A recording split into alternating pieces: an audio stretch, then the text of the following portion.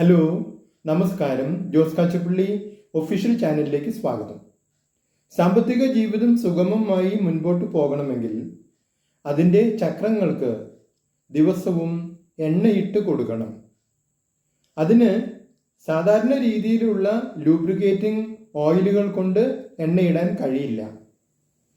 അതിന് ഒരു പ്രത്യേക വിജയമന്ത്രം തന്നെ എണ്ണയായി ഇട്ട് കൊടുക്കേണ്ടി വരും.